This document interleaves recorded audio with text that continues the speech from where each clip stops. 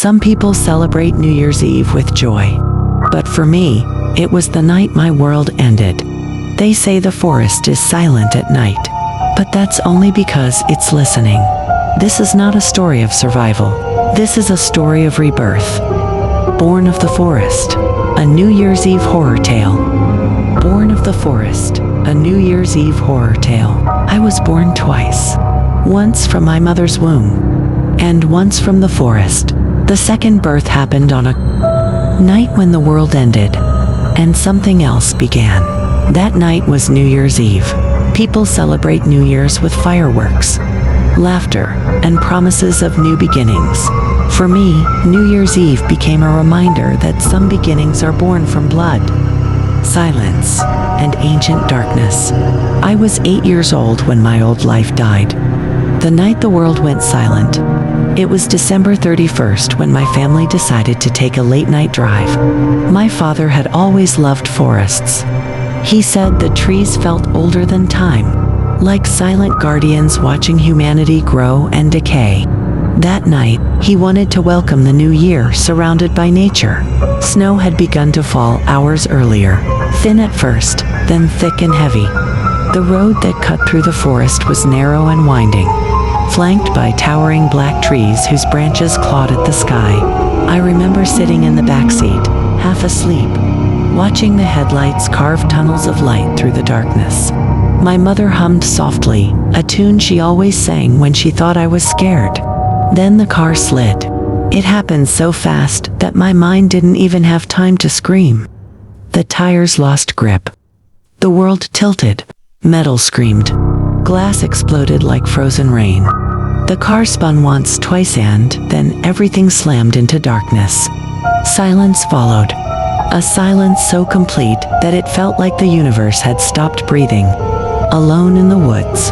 When I woke up, the cold was the first thing I felt. Not the gentle cold of winter mornings, but a deep, biting cold that crawled into my bones. My head throbbed. My ears rang. The smell of gasoline and crushed metal filled the air. I opened my eyes. The car was destroyed. The front was folded in on itself like a crushed animal. The windshield was shattered. Snow drifted in through broken windows. I called out, "Mom." No answer. "Dad?" Only the wind replied. I stumbled out of the wreckage, my small feet crunching in the snow. I remember thinking that everything looked unreal, like a bad dream that would end any moment, but it didn't. I found my parents. Their eyes were open but empty, frozen in expressions of terror I had never seen before. Not pain, not fear. Something worse. Something hunted. I screamed until my throat burned, until my voice vanished into the trees. But the forest did not answer. The forest watches. Night deepened. The moon was hidden behind thick clouds, turning the forest into a living wall of shadows. The trees seemed closer than before, leaning inward, whispering with every gust of wind. I ran. I didn't know where I was going. I only knew I had to leave the car. Something about it felt wrong, as if staying meant death. Branches tore at my clothes.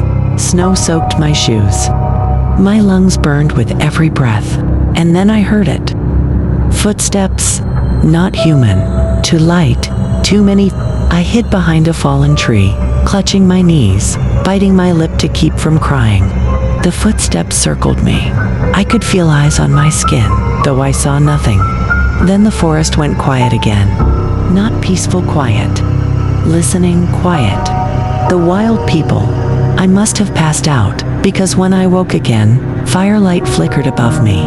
I was surrounded. Men and women stood in a circle, their faces painted with ash and blood-red symbols. Animal bones hung from their necks. Their eyes reflected the fire like those of wolves. I tried to scream, but no sound came out.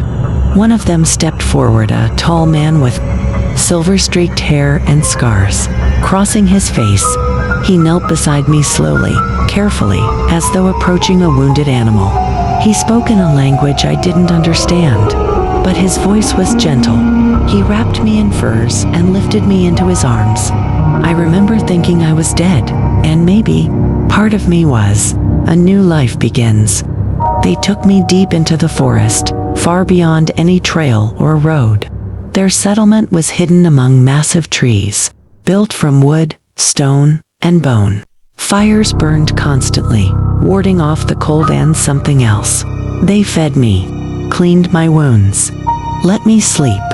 Days turned into weeks, weeks into months. They taught me how to survive, how to move without sound, how to read the forest like a living book. Which plants healed and which killed.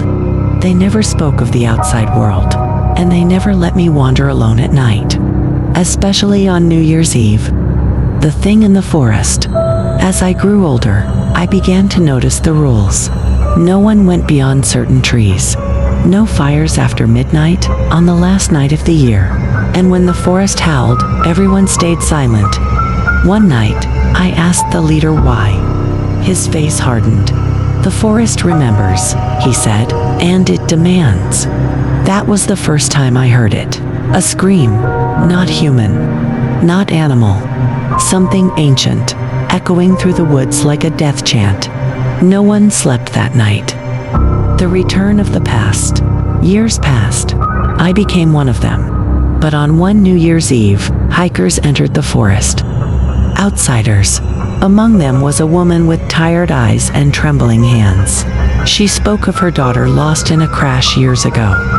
Her voice broke as she spoke, and something inside me broke with it. I knew her. I knew that voice.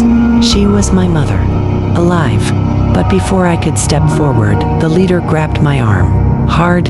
The truth beneath the trees. He led me away, to a place hidden beneath vines and snow. There, beneath rotting leaves, lay the rusted remains of a car. My family's car. He told me the truth. The crash didn't kill them. The forest did. Something ancient hunted the woods older than mankind. Every New Year's Eve, it claimed lives. The wild people weren't savages. They were guardians. And I was never meant to leave. Because the forest had chosen me. Born of the forest. As midnight approached, the forest began to breathe. The ground trembled. The screams returned. And I realized the truth. I had been born again that night. Not as a child, but as part of the forest itself. And the forest never lets its children go.